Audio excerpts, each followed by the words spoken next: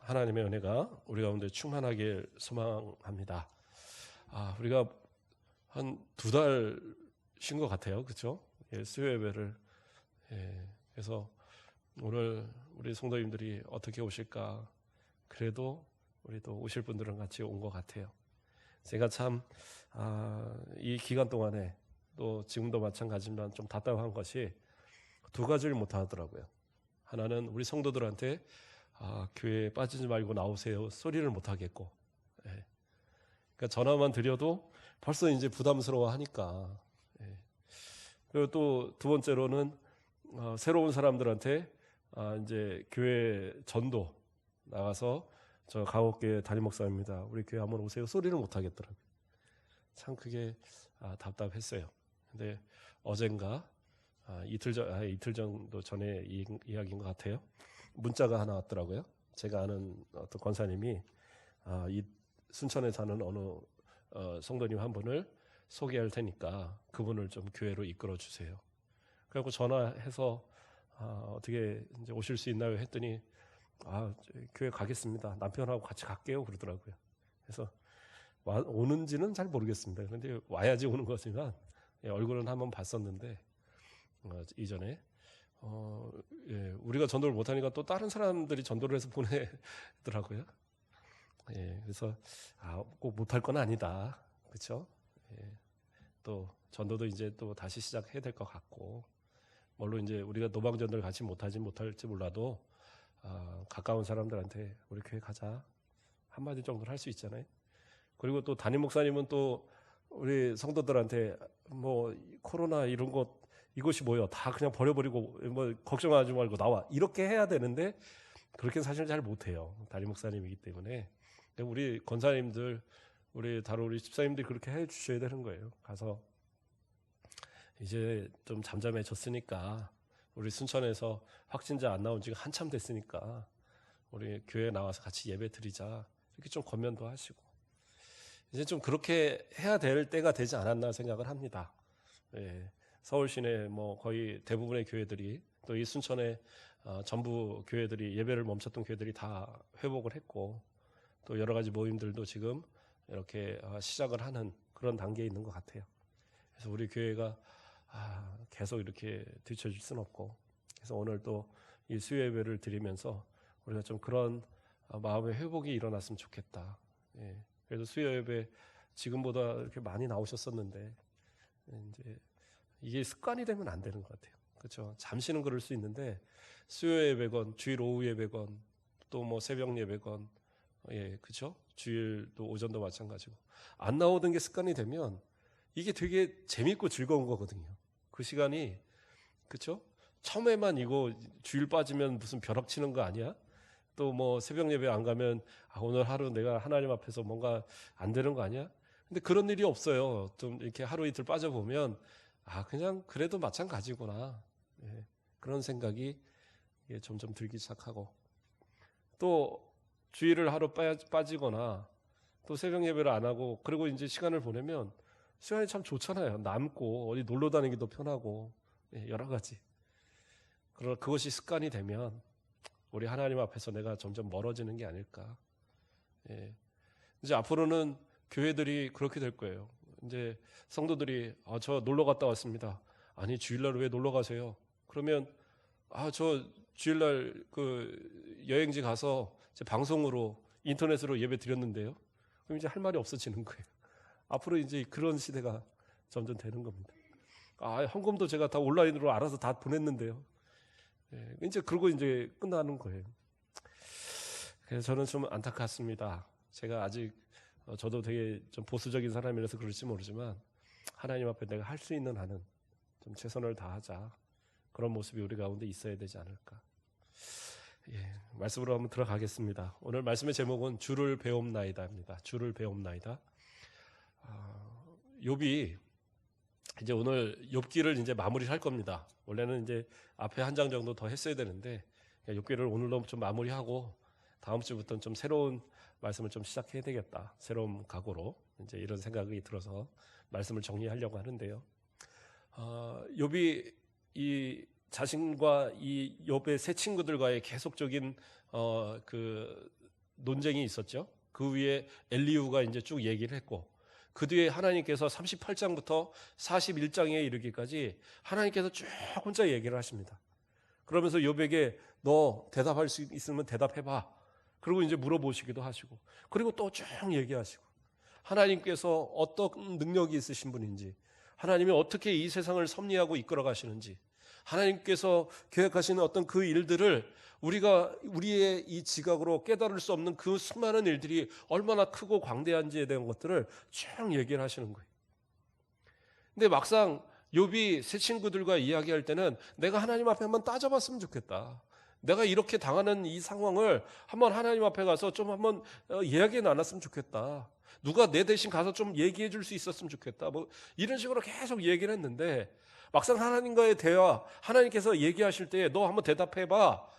이럴 때는 욥은 감히 대답하지 못했어요. 그래서 욥기 40장 4절 말씀에 보면, 보소서 나는 비천하오니 무엇이라 주께 대답하리이까 손으로 내 입을 가릴 뿐이로소이다. 이렇게 이야기하고 있어요. 내 입을 가리고 내가 하나님 앞에 대답할 만한 그러한 자격이 없는 것 같습니다. 그러니까 하나님의 말씀을 딱 듣는 순간 더 이상은 하나님 앞에 감히 말할 수 없는 욥의 모습, 그게 이제 자신의 모습인 것을 깨달았다는 사실이에요. 그래서 오늘 본문에서도 6절 말씀을, 제가 6절까지 읽어야 되는데 5절까지 읽은 것 같아요. 6절 말씀을 보면, 그러므로 내가 스스로 걷어들이고 티끌과 제 가운데서 회개하나이다. 그러니까 하나님 앞에 내가 할 것은 회개밖에 없다라고 고백하고 있어요. 티끌과 제 가운데, 이 티끌과 제라는 건 뭡니까? 아주 철저한 회개를 할 때 그러한 모습을 해요. 막 베옷을 입고 또 막 머리를 헝클이고 티끌을 날리고 제를 깔고, 그리고 막 이제 회개의 기도하는 것. 이게 이제 구약에서 여러 군데 좀 나오죠. 예? 그 요나가 그 니느웨에 가서 그 니느웨의 멸망을 전했을 때도 니느웨 사람들이, 또 그 왕이 그렇게 막 제를 깔고 막 먼지를 날리고 그러면서 이제 회개의 기도를 하죠. 이게 철저한 내 마음을 다해서 드리는 회개의 그러한 표현인 거예요. 그래서 이 욥은 지금 내가 그러한 심정으로 하나님 앞에 회개하고 있습니다. 내가 정말 무지했습니다. 제가 정말 잘못했습니다. 그러한 고백을 하고 있는 거예요. 이제까지 되게 당당했거든요. 하나님께서 말씀하시기 전까지는 그래, 내가 이 정도면 나는 깨끗하고 이 정도면 잘 살았는데 내가 왜 이런 고난을 당해야 돼? 내가 왜 이런 어려움을 당해야 돼? 이런 생각을 했던 겁니다. 그러나 하나님의 음성을 듣는 순간 그의 마음의 생각이 다 깨져버렸어요. 내가 잘못했구나. 내가 무지했구나. 내가 감히 이 짧은 머리를 가지고 하나님을 판단했구나. 그리고 하나님 앞에 철저하게 티끌과 제 가운데 회개하는 모습을 가졌다는 사실입니다. 고난이라는 것, 그것이 꼭 나쁜 것만은 아닌 것 같습니다. 왜냐하면 이 고난을 통해서 내 믿음이 진짜인가 가짜인가, 내 믿음의 어느 정도를 좀 따져보는 그런 기회가 되지 않는가.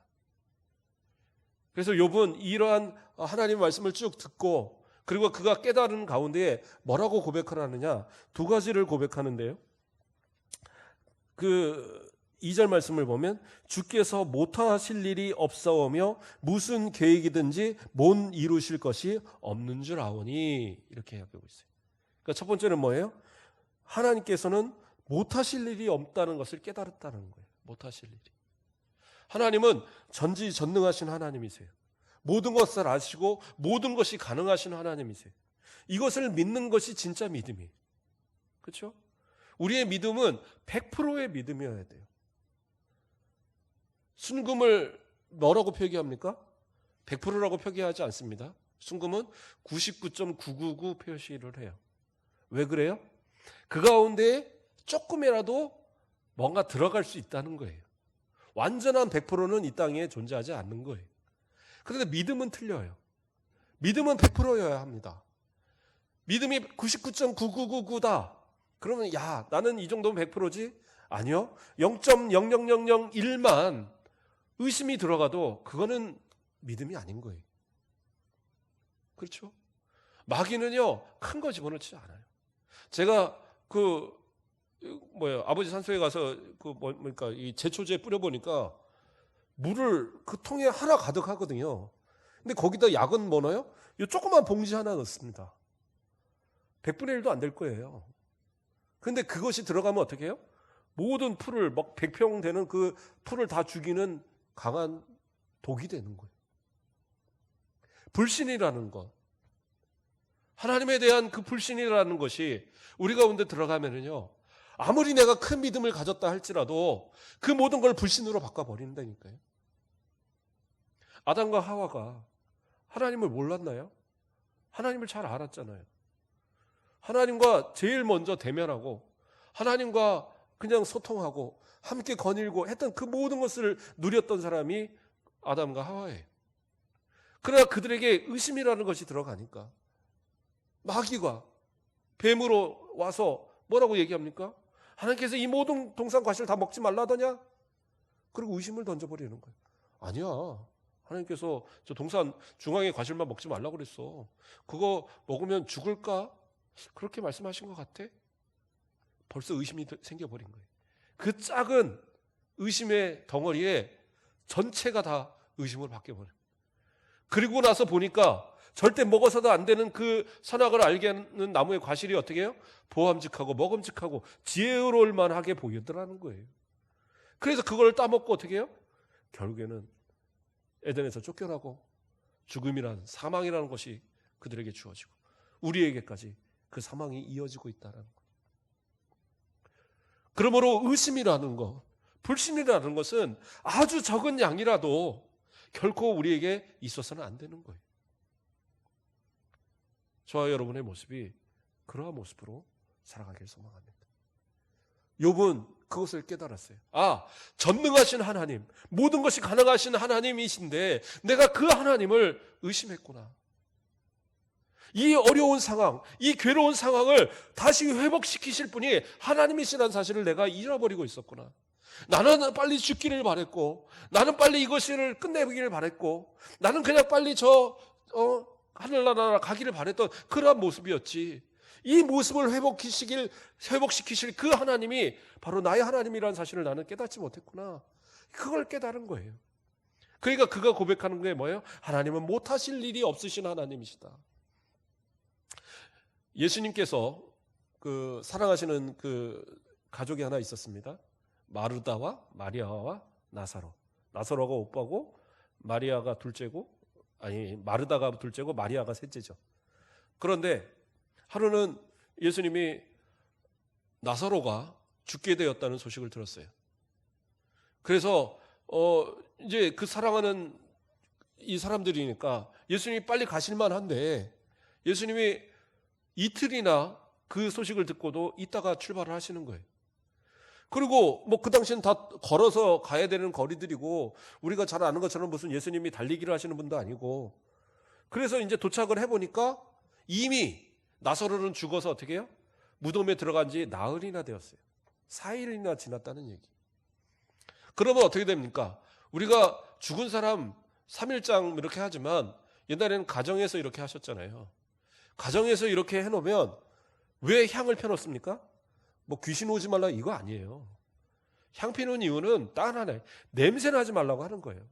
시체에 썩은 냄새들이 막 올라오니까 이거를 중화시키기 위해서 하는 거예요. 그런데 이제 거기다 무속적인 의미를 넣어서 이게 무슨 뭐 잡기를 좋고 뭐 이런 이제 의미를 자꾸 부여를 하니까 그런 거지. 예. 그러니까 어쨌든 그 정도로 냄새가 지독하게 나는 거예요. 왜냐하면 사람은 죽고 나서부터 바로 부패하거든요. 예. 그러니까 뭐 그 심지어는 관 같은 거 좀 이렇게 좋은 관으로 쓰지 않으면 이렇게 가서 뭡니까? 시체 이렇게 해서 운구하는 사이에 막 물이 새어나오기도 합니다. 예. 습기가. 그럼 이제 그런 냄새들을 막 되게 오래 가죠. 예. 그 이제 그런 정도로 3일만 해도 다 썩어버리는데 나흘이나 됐어요. 그러니까 이건 도저히 회복할 방법이 없는 겁니다. 근데 예수님이 이제 오셨습니다. 그래서 마르다를 만났어요. 마르다에게 뭐라고 얘기를 하시느냐?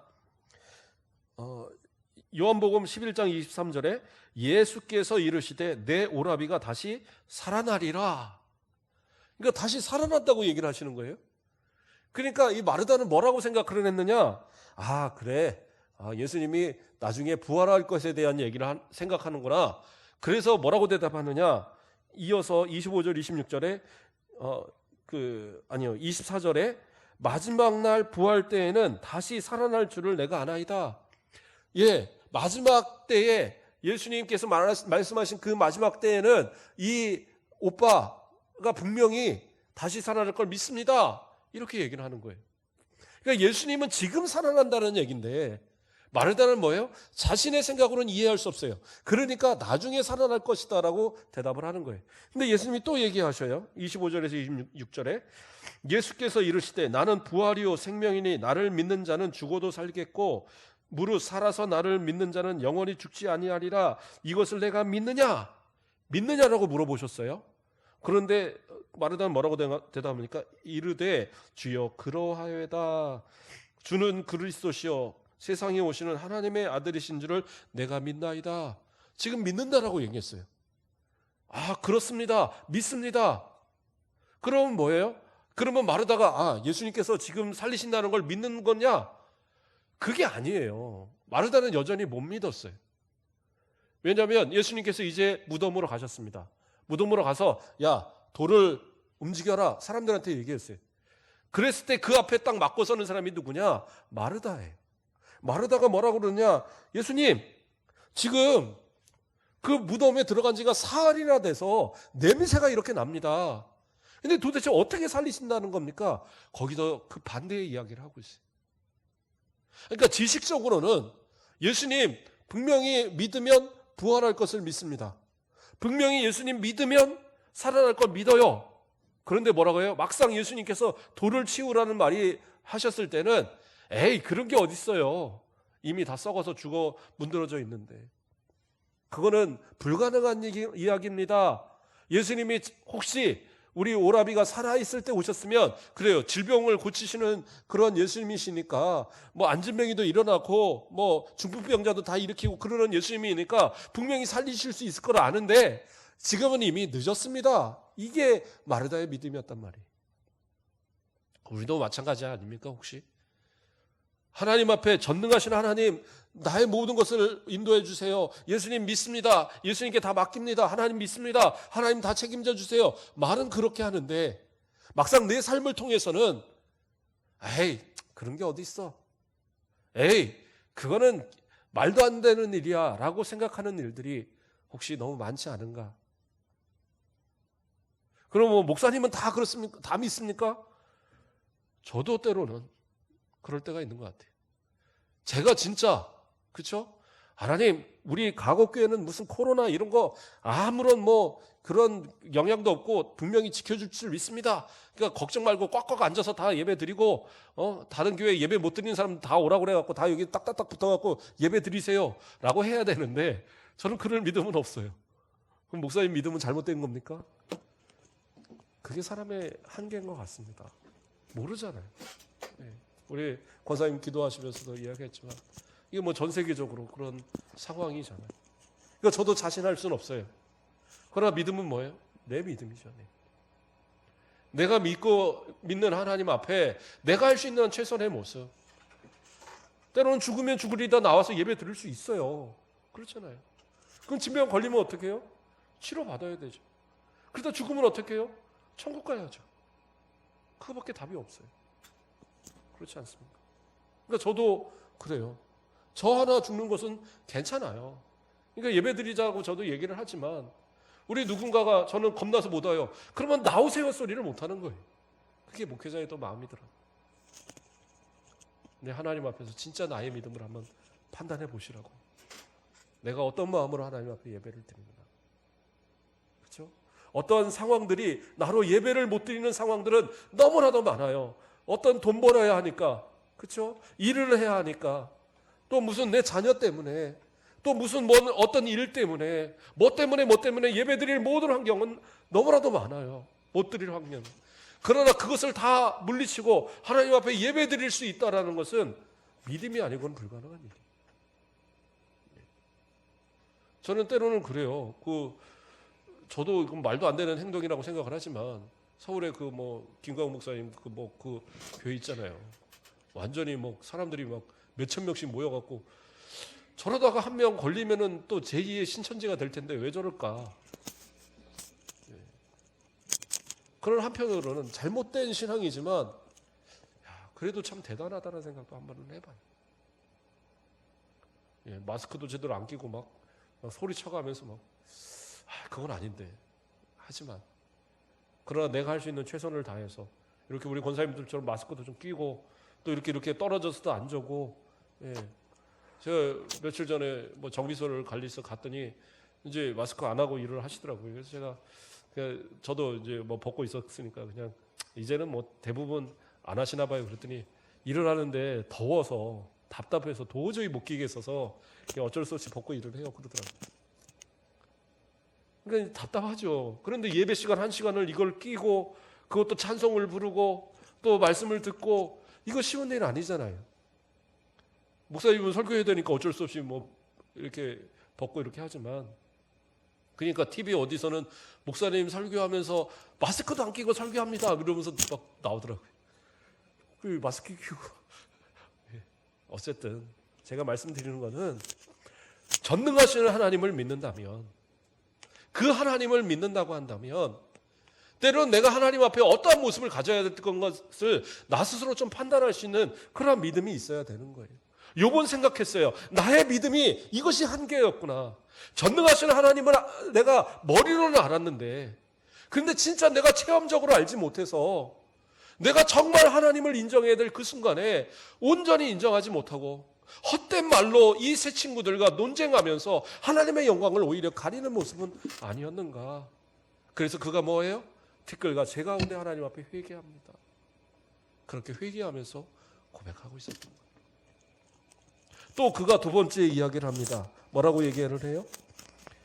무슨 계획이든지 못 이루실 것이 없는 줄 압니다 라는 고백을 해요. 그래요.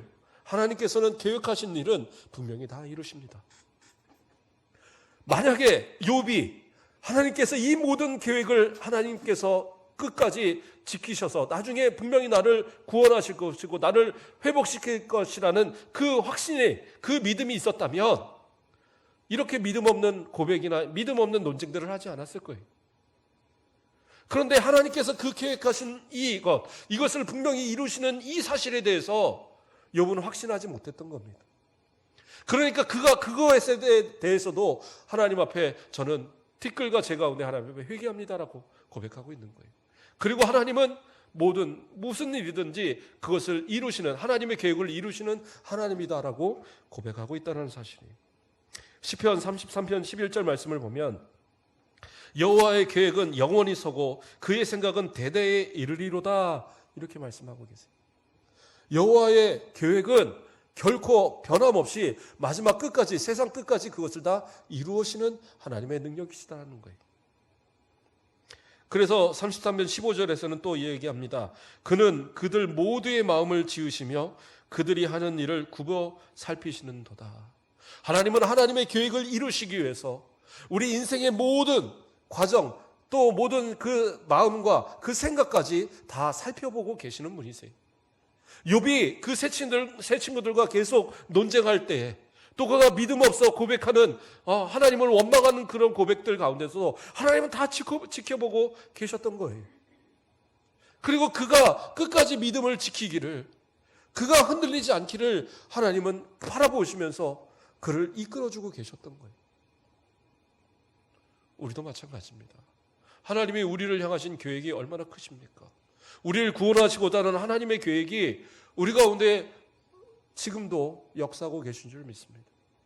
하나님은 우리를 계획하사 창세전부터 우리를 구원하시기로 계획하셨어요. 그냥 어느 날 갑자기 그래 너 하나 구원해볼까? 그래서 하신 게 아니라 그 계획은 이미 이 땅이 존재하기 이전부터 나를 향한 계획을 하나님은 갖고 계셨다는 사실이에요. 그래서 에베소서 1장 4절에 뭐라고 얘기합니까? 곧 창세 전에 그리스도 안에서 우리를 택하사 우리로 사랑 안에서 그의 앞에 거룩하고 흠이 없게 하시려고 이렇게 얘기합니다.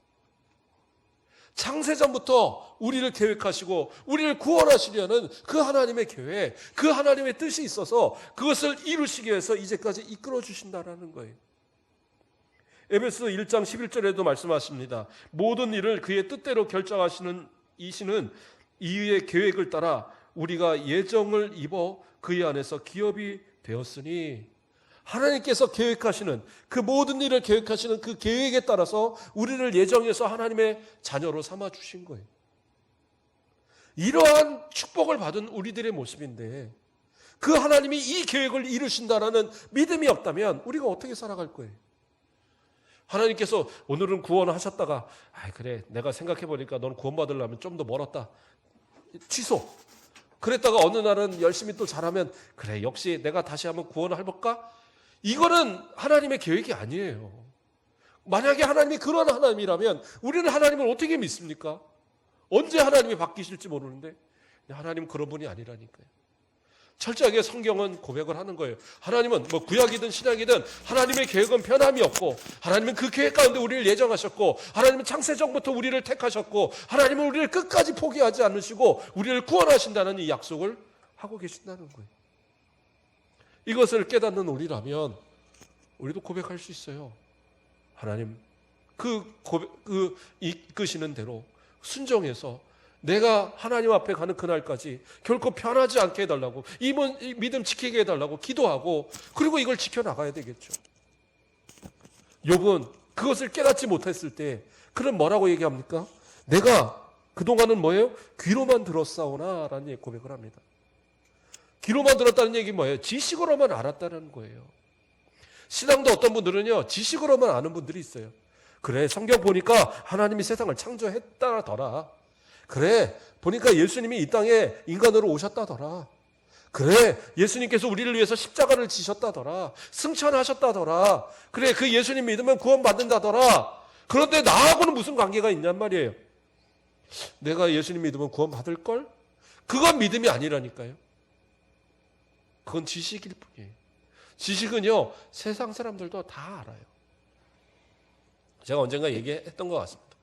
지리산에서, 이 지리산이 여기니까 여기 어딘가에 분명히 있는 그 중일 것 같아요. 지리산에 나중에 올 일 있으면 찾아오라고 그랬는데 정확하게 지명을 얘기 안 해서 내가 못 찾아가고 있는데, 어느 날 찾아와서는 그러는 거예요. 책 한 권 달래요. 그게 뭔 책을 다냐니까 기독교 서적 하나 달래요. 나는 무슨 이 쌀 달라고 오는 중은 봤어도 책 달라고 오는 중은 처음 봐갖고 교회를 찾아와서, 그래갖고 옆에 있는 주일학교 책 하나 남나서 굴러다니는 거 있길래 이거라도 받으실래요? 그랬더니 이 정도는 저도 다 합니다 그러더라고요. 얘기를 나눠보니까 성경을 막 줄줄 껴요. 성경 구절도 되게 많이 외우고 있더라고요. 그게 어떻게 하냐 그랬더니 가족 중에는 목사님도 있고 다 그런데요. 근데 자기만 절단인데 왜 그러냐니까 자기가 죽으려고 기찻길에 뛰어들었다가 그래도 살았는데 그 다 죽어가는 자기를 살려준 사람이 중이었대요. 그래갖고 자기를 데려다가 치료를 해주고, 그래서 그게 고마워서 자기가 중이 됐다는 거예요. 그런데 기독교가 여전히 궁금해서 자기가 책을 가끔 본다는 거예요. 그러면서 좋은 책 있으면, 그래서 제가 그 얘기를 딱 뭐라고 얘기를 했냐면, 당신이 더 이상은 성경에 대해서 알 필요가 없을 것 같습니다 그랬어요. 대신 그리스도인들이 왜 예수님을 믿는가에 대해서 생각해 보시라고 그랬어요. 지식이 아니라 믿음이 무엇인가에 대해서 생각해 보십시오. 그리고 나면 아마 다른 생각이 들 겁니다. 그러니까 이분이 끄덕끄덕 하더니 나중에 지리산에 한번 오시면 들려주십시오. 명함을 주든지 주소를 줘야 되는데 그러고 그냥 갔어요. 그래갖고 제가 아직까지는 못 찾아가고 있습니다. 자, 어쨌든 간에 그래요. 지식으로 아는 사람들은 대단히 많아요. 근데 그게 믿음이 아니에요. 그리고 지옥 가는 거예요. 그런데 믿는 자는 어떻게 해요? 지식이 아니라, 욥은 뭐라고 고백해요? 이제 내 눈으로 배웁니다라는 고백을 하는 거예요. 내 눈으로 배웁니다라는 고백은 무슨 고백이냐? 진짜 내가 눈으로 이렇게 하나님을 봤다, 이 고백이 아니에요. 물론 여기서 하나님이 음성을 주시지만 하나님이 대면하여서 자, 내 얼굴 하고 보여주신 게 아니거든요. 근데 무슨 얘기예요? 이제 내가 체험적으로 안다는 거예요. 지식이 아니라, 머리가 아니라 이 지식이 가슴으로 오고 있는 거예요. 내 마음에 새겨져서 이제는 내 마음으로 하나님을 느끼는 거예요. 그러니까 이제는 내가 지식이 아니라 주님을 나의 마음으로, 내 이 영으로 주님을 맞이하고 있습니다라는 고백을 하는 거예요. 이제는 도저히 부인할 수 없습니다. 이제는 전능하시는 하나님을, 이제는 하나님의 계획하심을 이루시는 하나님이신 것을 저는 이제는 믿습니다. 결코 의심하지 않습니다. 하나님 앞에. 그렇기 때문에 저는 하나님 앞에 회개할 수밖에 없습니다. 그래서 하나님 앞에 모든 것을 티끌과 제 가운데 회개한다라는 고백을 하고 있는 거예요. 그게 욥의 고백이었어요. 우리도 마찬가지입니다. 하나님의 전능하심, 하나님의 그 계획하심을 이루시는 하나님, 그 하나님을 믿는다면 우리의 삶이 좀 더 달라지지 않을까요? 우리의 삶이 좀 더 긍정적으로 바뀌지 않을까요? 의심하거나 불신하거나 또는 인생의 절망 가운데 이런 건 안 돼, 이거는 뭐 죽었다 깨어나도 안 돼, 이런 말은 안 할 거란 말이에요. 믿음으로 안 되는 일은 없습니다. 믿는 자는 분명히 하나님께서 함께 하시고, 할 수 있는 거니 무슨 말이냐, 믿는 자에게는 능치 못할 일이 없다, 분명히 예수님 말씀하셨잖아요. 그러면 뭐 제가 기도하면은 저 빌딩도 제 거가 되고 기도하면 뭐 다 제 거가 되나요? 하나님 앞에 그게 진짜 필요한지 생각하고 구하십시오. 진짜 필요한지. 저도 그래요. 때로는 그래요. 뭐 돈 많은 사람들, 막 몇백억씩 갖고 있는 사람들, 그런 거 부럽지 않겠어요? 야, 내가 그 돈이 있으면, 그렇죠? 그런 생각 안 들겠습니까? 저희 오늘리 교회 같은 경우에 그 옛날에 그러니까 63빌딩 그 회장 이름이 누굽니까? 옛날에 그분이 이제 쫄딱 망하기 전에 그 건물 지어준 거거든요. 참회 오늘리 교회를. 그 차남인가 그러니까. 물론 이제 다 갚았다고 그러더라고요. 나중에 그걸 이제 교회에서 해서 다 갚았다고 하는데, 큰 교회 지어주고 막 이게 돈을 쏟아 모아주니까 큰 교회가 순식간에 돼버리더라고요. 야, 그러면 그런 거 꿈꿀 수도 있지 않습니까? 그런데 가만히 생각해 보니까 저는 그렇게 주면 목회자들도 못할 것 같더라고요. 그냥 이게 내 거다는 생각에 뭐 그런 사람 될 것 같아요. 그래서 하나님 그래서 안 주시는구나. 그러면 한 몇십억 정도 그냥 좀 소박하게 주시면 어떨까 생각해 보니까 그거 있으면 목회 안 할 것 같더라고요. 그거 쓰는 재미에. 그렇지 않겠어요? 그러니까 그래서도 몇십억을 안 주시는구나. 그러면 한 몇 억만 주시면 안 될까 또 생각해 보니까 그것 때문에 또 마음이 뺏기면 또 내가 그만큼 하나님 앞에서 멀어지겠구나. 그래서 딱 먹고 살 만큼만 주시는구나. 하나님께서 내게 필요한 건 다 주셨더라고요.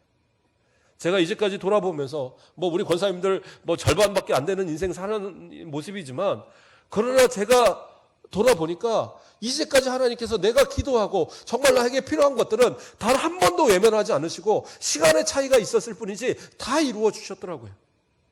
놀라울 정도로. 왜 그랬을까? 하나님의 영광을 위해서 필요하니까. 하나님의 영광을 위해서 주어야 될 것이니까 채워주시더라고요. 우리 권사님들, 우리 집사님들, 우리 장로님들도 하나님 앞에 그러한 마음을 가지고 기도해 보세요. 그 전능하신 하나님, 하나님의 그 무한하신 계획을 이루시는 그 하나님께서 내가 필요한 것을 구할 때 하나님 외면하실까? 아니요. 내게 필요한 것들 진짜 하나님 앞에 기도해서 이것이 하나님의 영광을 위해서 필요한 것이라면 빌딩이라고 못 주시겠습니까? 그렇죠? 그러나 그것이 내 욕심을 위한 거라면, 그저 나 잘 먹고 잘 살기 위해서 그것을 필요하다고 한다면, 내 신앙에 방해가 될 것이라고 한다면 하나님이 안 주시는 게 내게 더 복이 되는 거예요. 욥은 그것을 깨달은 겁니다. 내가 얼마나 무지했던가. 내가 잘 먹고 잘 살 때, 그래요, 내가 아주 평안할 때 그때 모든 누리던 것들을 내가 잘해서, 내가 수고해서, 내가 열심히 해서 이렇게 된 줄 알았는데, 이제 보니까 이건 다 하나님의 은혜였고, 이제 보니까 그 어려운 이 상황 가운데서도 하나님 분명히 함께하여 주셨고, 분명히 내가 하나님을 의지하면 하나님 분명히 그 계획하신 가운데 회복시키실 텐데, 내가 의심하고 내가 무지해서 내가 하나님의 영광을 가렸구나. 그걸 깨닫고 나니까 그는 하나님 앞에 회개할 수밖에 없어서, 그 고난의 그 끝에 하나님 앞에, 하나님 저는 무지했습니다. 저는 티끌과 제 가운데 회개합니다. 제가 이제까지는 귀로만 들었었는데 이제는 주를 배웠습니다. 이런 고백을 하는 거예요. 하나님께서요, 욥을 온전한 사람이라고 인정하셨잖아요. 그러면 그건 뭐예요? 내가 온전해서 온전하다고 한 것이 아니라 하나님이 온전하다고 인정해 줬으니까 온전한 거예요. 부족하지만, 연약하지만 우리도 마찬가지입니다. 구원받을 자격이 있어서가 아니라, 하나님의 자녀될 자격이 있어서가 아니라, 하나님이 넌 내 자녀야, 너는 구원 내가 너한테 구원을 줄 거야 하고 약속해 주시고 은혜의 선물로 주시니까 믿음을 통해서 구원받고 하나님의 자녀가 된 거예요. 그렇다면 이것을 깨닫는 우리라고 한다면 그 전능하신 하나님 앞에 모든 것을 맡기고 지금의 이 어려운 고난의 상황에서도 하나님의 계획하심을 믿고 그것을 이루신 하나님을 믿고 욥처럼 내가 이제까지는 귀로 알았지만 이제는 하나님을 배웁습니다. 주님 앞에 모든 걸 맡깁니다. 주님 책임져 주십시오. 그러한 고백의 모습으로 나아갈 때 하나님께서 모든 것은 해결해 주시는 거예요. 어떻게 해결하셨습니까? 이렇게 욥을 막 질책하던 이 세 친구들 하나님 불러다 놓고 너희들의 모습이 우리 이 욥과 같지 못해. 너희들 책망 받아야 돼. 그리고 어떻게 합니까?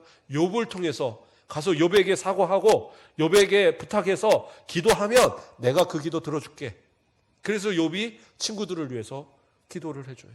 그래서 하나님이 그들을 용서하십니다. 하나님 그렇게까지 욥을 높여버리시는 거예요. 우리도 마찬가지입니다. 하나님이 그렇게 존귀하게 올리실 거예요. 누구를? 하나님을 의지하고 하나님을 믿는 그리고 그 앞에 믿음을 고백하는 성도들을 그렇게 만드실 거라는 거예요. 뿐만 아니라 그 재산에도 배의 축복으로 채워주시고 하나님께서 또 어떻게 하셔요? 16절 말씀을 보면 그 후에 욥이 140년을 살며 아들과 손자 4대를 보았고 라고 얘기합니다. 지금까지의 시간이 그래요. 대단히 긴 것 같았지만 그러나 하나님 어떻게 해요? 그 이후로 140년이나 시간을 살게 하셨어요. 그것을 어떻게 해요? 그 손자의 4대까지 4대면 뭐 어떻게 됩니까? 내가 고조할아버지가 되는 건가요? 증조가 되는 건가요? 그렇게까지 후손을 볼 정도로 하나님께서 건강하게 부하게 그 모든 것을 누릴 수 있는 평안함을 주셨어요. 내 고난이 한도도 없고 대단히 긴 것 같지만 그러나 이것이 모든 것을 끝난 뒤에 돌아볼 때에는 하나님께서 그 고난을 통하여서 우리를 복지시기 위한 깨닫게 하시기 위한 하나님의 방편이었음을 깨닫게 되는 기회가 있다는 사실이에요.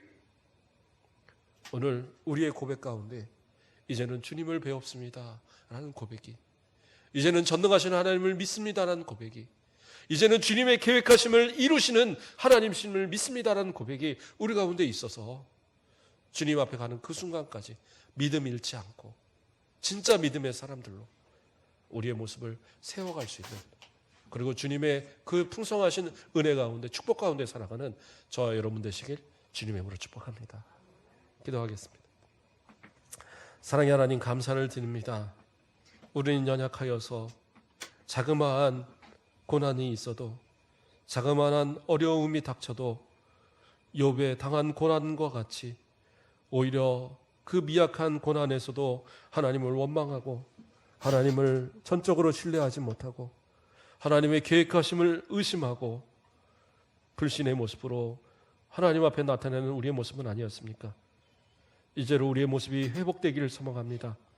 이제로 귀로만 듣던 지식의 신앙이 아니라 주님을 바라보는 체험의 신앙, 부인할 수 없는 확실한 증거를 가진 신앙의 모습들이 되게 하시고 주님 오는 그날까지 다시 만날 그날까지 우리의 믿음을 온전히 지키고 온전히 주님 보시기에 합당한 하나님께만 영광이 되는 삶의 모습을 누려갈 수 있도록 축복하여 주시옵소서. 이 코로나로 힘든 이때를 속히 지나가게 하시고 우리 가곡교회가 다시 한번 믿음으로 더 바로 서가며 온 성도들이 주님 앞에 힘써 예배하기에 힘쓰는 우리 모든 성도들 되도록 축복하여 주시옵소서. 감사합니다. 예수 그리스도의 이름으로 기도드립니다.